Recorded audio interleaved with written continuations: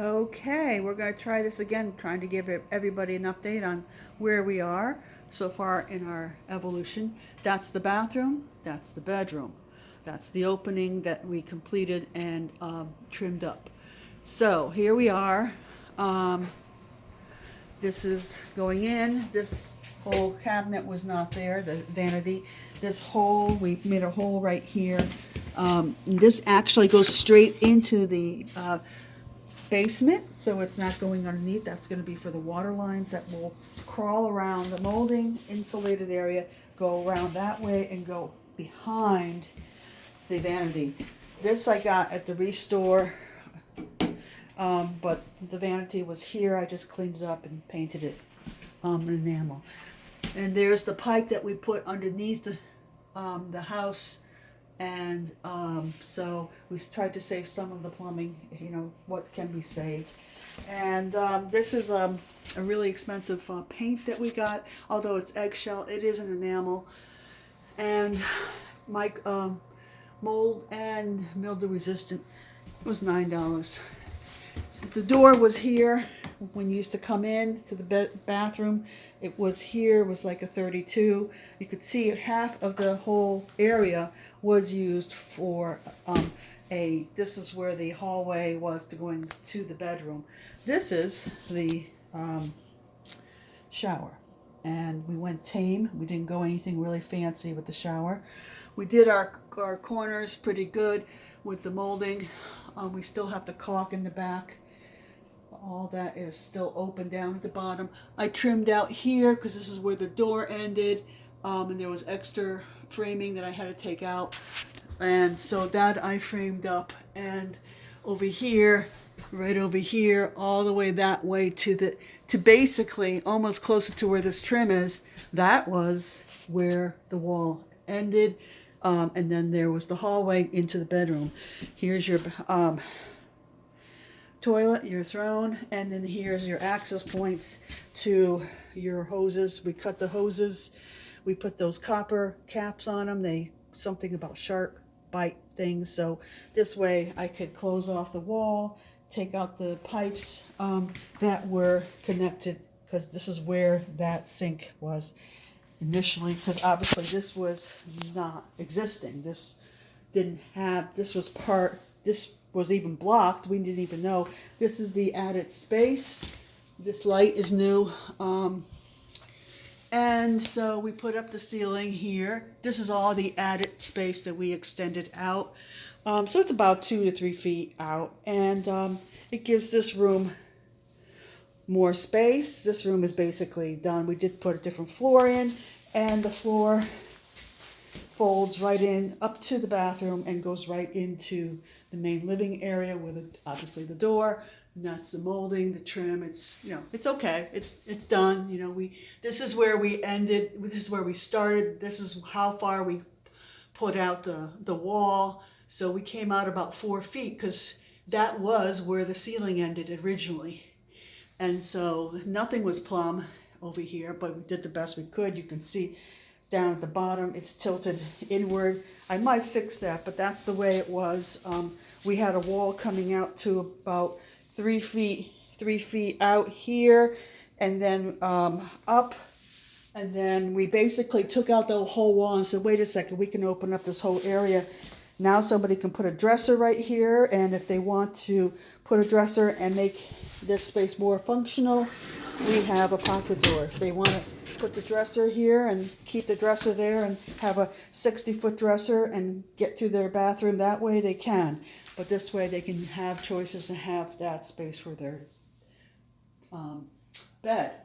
So nothing was done differently from the closet end. If we go to the right of the shower, up in the corner right there is where the pipes would be connected to, although I think we're really torn because we're thinking maybe we'll go right up in here in the corner to put the shower and go through the wall, because it will be less cold and there's less risk of pipes freezing this way. But here is the outcome of what we've done. And I kept this open up here because this is where I want the water lines to come up on the other side, go up on the ceiling, go this way, horizontal, and then go through the wall over there. but I want to see how they fall and come out of the wall before I know how to block. And then this pocket door is functional. It just needs to be cosmetically cleaned up. There you go. A lot more space. You got about 4 feet from the shower to the toilet. You have about 3 feet from here to the shower. And we centered this, even though it's pushed back because I painted, it was against the wall. We centered it this way because we didn't want people hitting this corner when they walk in. So we pushed that away, and we didn't want it to hit the window. We decided not to put a light on the vanity mirror. Get that connected, but just use that light because that vanity, I think it was shorting out. It's a beautiful vanity that goes with this whole setup. It's the same thing. So we might make some shelves out of it. There you go. That is it. That's obviously that whole cabinet would be closed, but it's amazing how this made it work, how much more space it is. You don't feel like it's a shoebox bathroom anymore. I have to put some enamel paint on the ceiling. And really, then eventually what we'll do once the hoses are up, then we'll put the glass shower doors up, and then I have to close this in once I know where the hoses, and the hoses are probably going to go onto the other side. And so you really, with a pocket door, you have to now tighten it up with blockers, spacers, which we have. We have some spacers on the bottom, but you can see if you go out too far, your spacers don't work. So let me show you that. And I'm not going to show you a film. See, now this thing stays. So you don't go out that far, and you build out your left side of your frame. So this is, as far as you want it to go out. You want it to go out maybe a little bit more, then that's about it. And that's the end of your door. So this door is probably going to be the same color as the vanity in the long run. And pretty much, all the electrical has been done. So there you go. I just wanted to give folks an update on where we are and how it came out. We're happy to have the permit. Most time you don't do it the way we did it, but we did get the permit for the shower and the pocket door, and they didn't come to us and see the construction first, which saved us. So there you go. And I will show you this door. I might put a sealant on it because it's a little, I don't know what you want to call that, mottled look.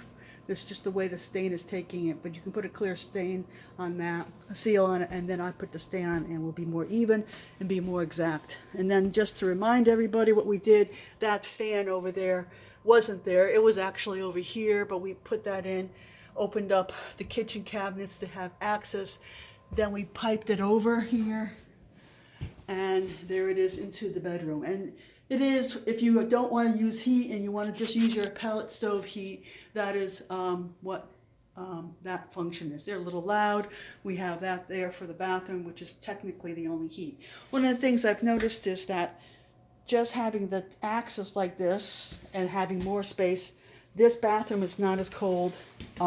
In fact, it feels almost exactly the same as the living room and the so-called bedroom here, which is great. So this is not only making better space, using your space better, but it's also actually, if we don't put another vent for heat, it actually works. So, and then we put this up because we wanted to have some extra area for people to, we'll eventually put some hooks and people can just put their clothing on there and hang it and so forth.